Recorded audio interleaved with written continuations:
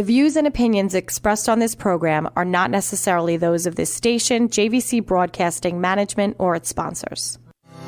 This is Denise Nostrom, CEO and founder of Diversified Financial Solutions. Now more than ever, investment advice is needed. Not just where best to invest your money, but why. Are you investing for your future retirement? Are you retired and looking to maximize your income? Are you maximizing your income and concerned with leaving money for your loved ones? Are you investing for your retirement at the same time saving for your children's education and at the same time saving to buy another home? Are the markets in line with your goals? Are your goals ever changing? Please contact me at 631-758-8691. That's 631-758-8691, or visit us at diversifiedfinancial.biz. For over 25 years, I have been helping individuals, families, and business owners navigate through all market conditions with only one goal in mind, my clients. Visit me at diversifiedfinancial.biz or call Denise Nostrom, founder of Diversified Financial Solutions, at 631-758-8691. That's 631-758-8691 for a conversation about my most important client, you.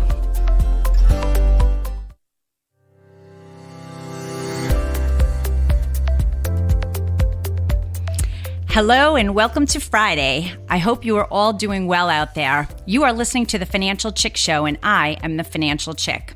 My name is Denise Nostrom, the CEO and owner of Diversified Financial Solutions, a full-service independent financial planning firm located in Medford. I am here live every Friday from 5:30 p.m. to 6 p.m. on 103.9 LI News Radio. Your Financial Chick is here to help you make better financial decisions and choices to improve your life and reduce your anxiety and stress about money. If you want to be on the air today, give me a call here at the studio. The number is 631-451-1039. If you prefer to talk to me directly, feel free to call me at the office at 631-758-8691 or check out my website at financialchickshow.com. We are also on Facebook at Diversified Financial Solutions, so give us a like to get updates and see what's happening. So, what about today? How is everybody feeling out there? I have to say that it's been just an amazing day today. I mean, the vibe in the office was very uplifting and exciting. Even coming in here, the guys that are on after my show, they were just talking about how pumped up they are. So it's really kind of a great day. Well, why is it a great day? Well, one, it's Friday. Plus, we had a beautiful, sunny, and warm day. It's just so amazing how the weather can actually just change your whole vibe and make you feel good. So, but really, what can be better than that? Well, I'll tell you what. Daylight savings time. That's what's better. So on Saturday night, we spring ahead, which is very exciting. We're going to lose the 1 hour of sleep, but to get those extra hours of sunlight makes it all worth it. So this week has been pretty eventful. It seems like each week is pretty busy lately. There's just so much going on. I always want to bring you a great show, chock filled with information and updates. So when I'm thinking of what to discuss today, I was thinking about how many topics there really were. So, I could talk about Cuomo.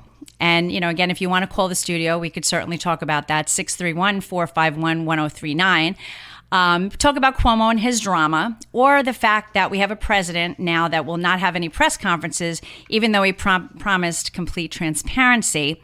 But I'm going to keep it positive. So we're going to let all that stuff play out and see where that takes us. But I wanted to give you a topic that I can actually fit into a half-hour show. So today we're going to talk about the COVID relief package that passed this week. So we all should be in the know. We have to know what's going on. So let's talk a little bit about that. So there's definitely some good stuff and there's bad stuff. And actually, I think we have somebody calling in. So before we get started, let's see. I have Steve from Patchogue on line one. So Steve, are you out there? Yes, hi, good afternoon. Thanks for taking my call. I'm a long-time listener, first-time caller. I represent Patchogue, New York. Okay. I enjoy your show. Thank you. And I just want to say, yes, I'm very happy, and everybody seems to be in a much better mood this time, this year than compared to last year. Absolutely. Well, it was a year, right? Yesterday was the year that this became a worldwide pandemic. Crazy. Well, I've been pretty healthy, and nobody I know has gotten COVID, so I guess I'm one of the lucky ones. And I've always practiced social distancing and kept away from strangers long before this stuff started. And that's good. So it's funny. I say that too. I'm like, wow. Like I learned that I was supposed to wash my hands when I was a youth. When I'm always washing my hands in showers, so I. Me too. I'm like, I learned that a long time ago, and we're just learning that now. Amazing, right? So, your show's awesome. I've been listening to 103.9 RCN since it was rock radio. Me too. Rock radio, so. Awesome. Well, that's great, Steve. Thank you so much. And you do sound pumped up and excited. So I thank you for bringing that. I wanted to say one thing about Cuomo. I do support him because, he's a New Yorker like his father. Mm-hmm. But the allegations against him are very serious and they shouldn't be brushed under the rug. True.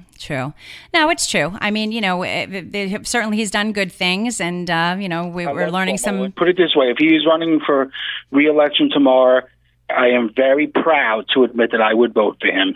Okay. All right. Hey, listen, that's all good, and that's the beauty of America. We all have our opinions and we all can make our own choices. So sure. Absolutely. Well, I thank you so much for your call, You're welcome. Steve. Thank you for taking my call. You're very pleasant, and I'm going to listen to the rest of the show. All right. Sounds great. Well, have a wonderful weekend. You too. Thanks. All right. Be well. Bye-bye.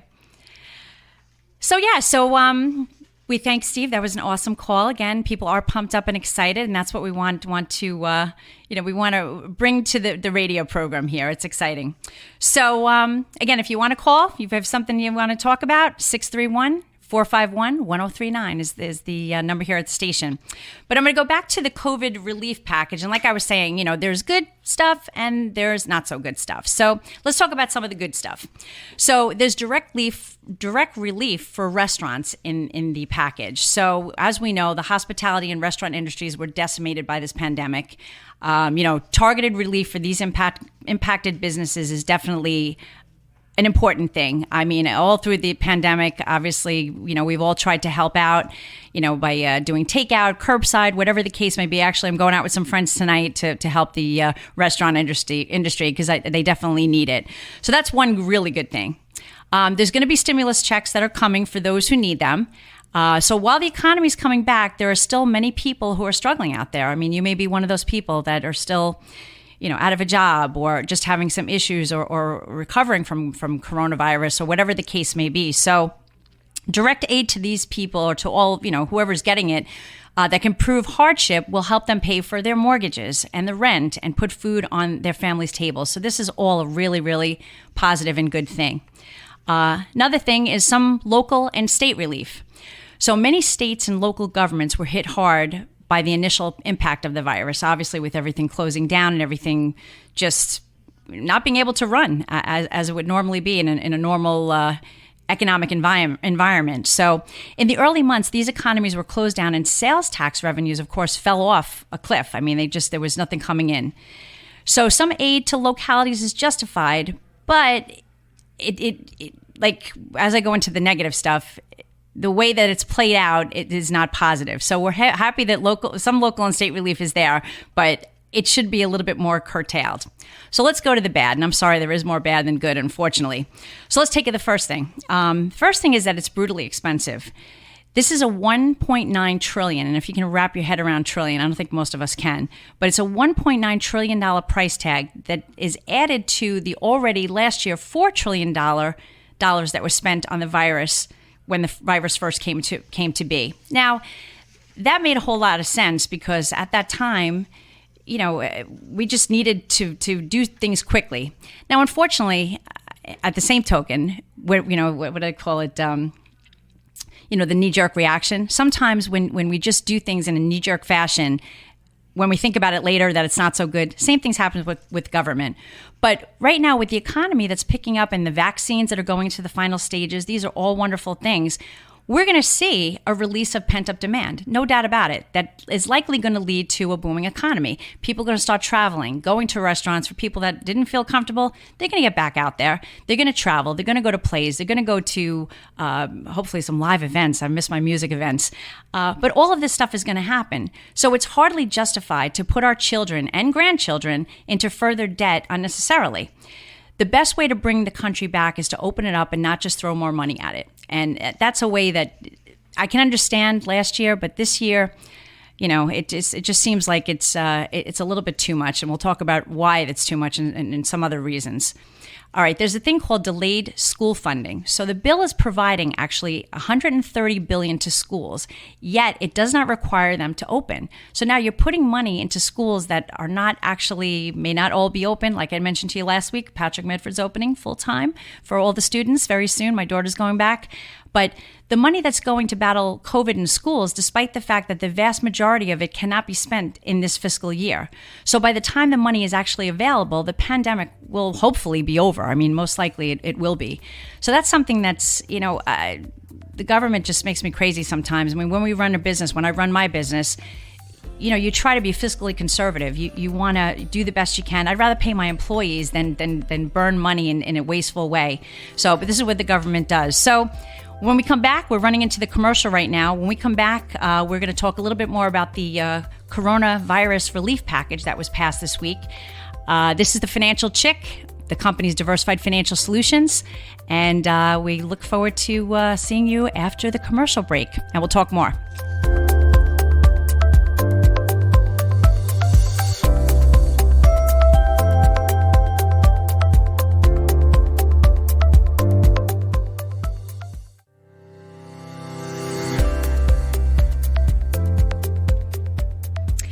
Welcome back. This is Denise Nostrom, the Financial Chick. My company is in Medford, and you can reach me at 631-758-8691 or visit my website at financialchickshow.com.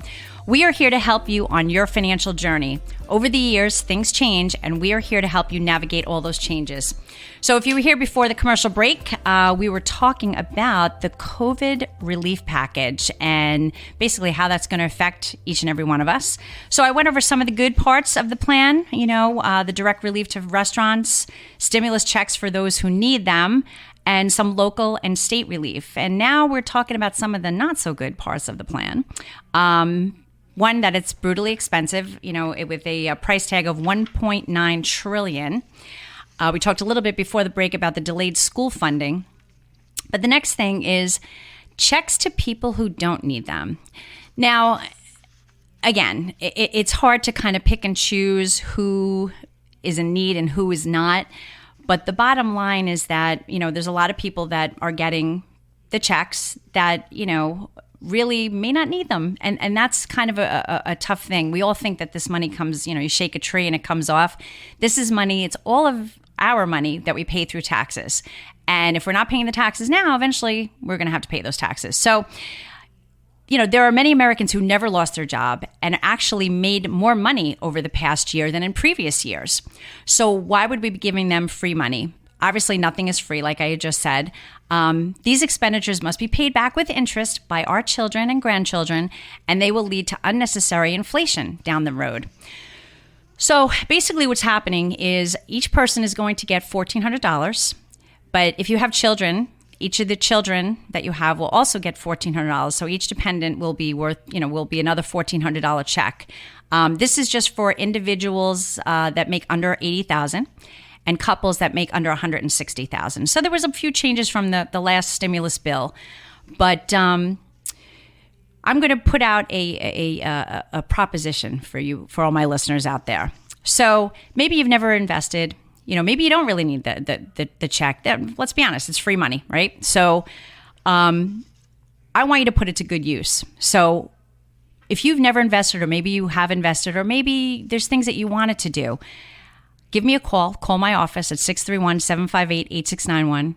Schedule your complimentary consultation, and let's talk about how you're going to put this in good use. Maybe you're going to look at doing a Roth IRA. You heard about this thing called the Roth IRA. If you know me, I love the Roth IRA. I think it's fantastic.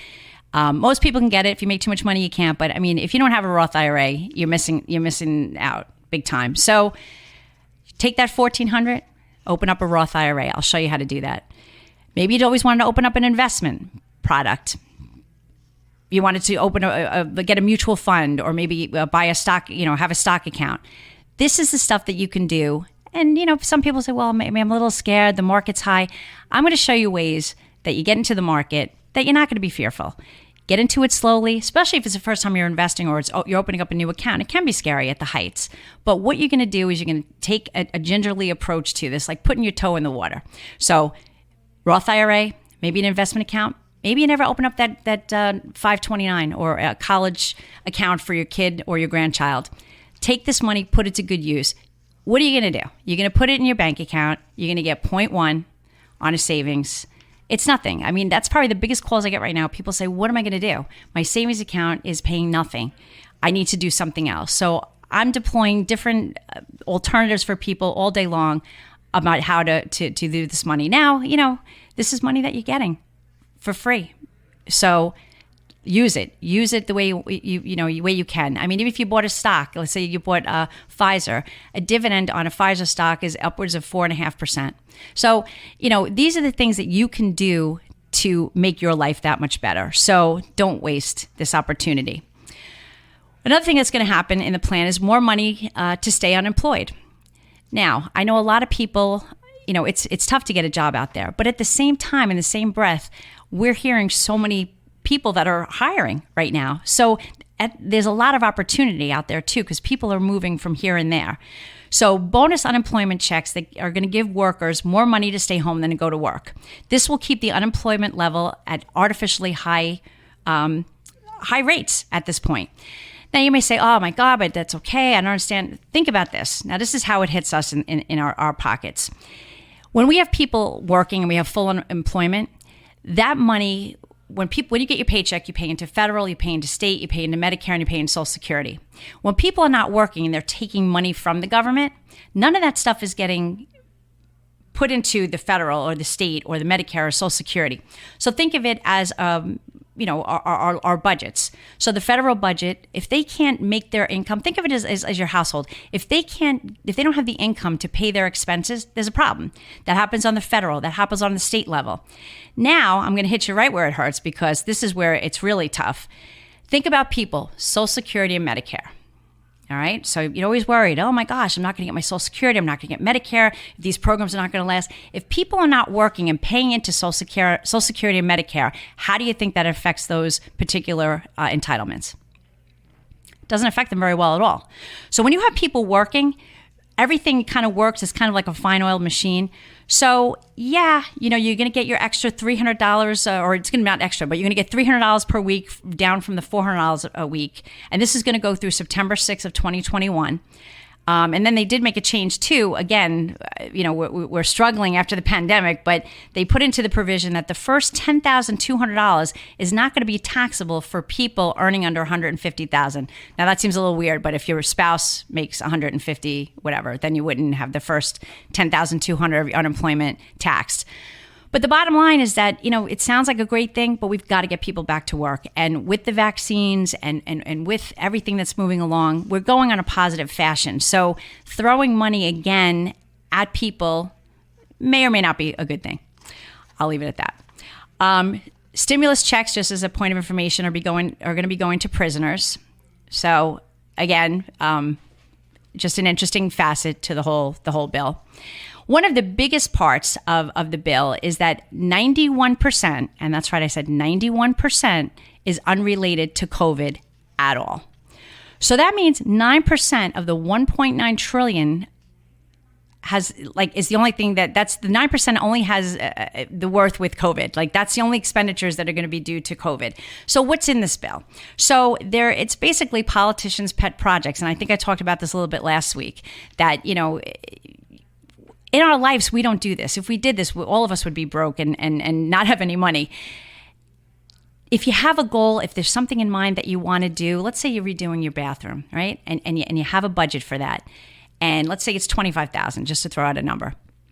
But then you decide that, I'm going to do the other bathroom, and then maybe I'm going to do the landscaping, and I'm going to do all these different things. You've lost the goal in mind, and you're not going to do the best thing for yourself by doing all of these other things. First, it's going to get complicated. You're going to spend money that you don't have. And this is what the government notoriously does. If it's for COVID, just make it for COVID. But that's not the way this is. Another piece is bailouts, but no reforms. So this is one that gets me too. The bill gives billions to faltering pension plans without requiring any reform. So basically, that's rewarding bad behavior. So, you haven't done a good job managing your assets, or, not funding or doing a lack of funding to the particular pension, but now we're going to give you money to fix it. And I don't have a problem giving the money to fix it, but the bottom line is that you want to have protocol. Tell them that they need to do X, Y, and Z. Hold them accountable. We don't hold people accountable. So additionally, there's states that really had the worst unemployment and the biggest budget holes. They're getting money too. So it's almost like, and I hate to put it in a negative, but if you're being a person, let's say somebody who has an addiction, and you keep feeding them whatever they're addicted to, they're never going to get better. So with this particular relief package, there's just so much that's not so good with it. But sadly, we're coming to the end of the show. So I'm going to say, remember the homework for you when you get your stimulus check. Before you do anything, call my office and make sure you put that money to work for you. Come in for the free consultation. See what I can do for you. Check it out. Open up a Roth IRA, education plan, investment account. As they say, it takes money to make money. You never invested? Why not start now? Use this money to make your life better. I want to wish all my Irish listeners a happy St. Patrick's Day. And I want to thank you all for tuning in today. Enjoy your weekend. Make sure you turn your clocks ahead 1 hour. And remember, there's only 8 days until spring. And I'm looking forward to seeing you next Friday.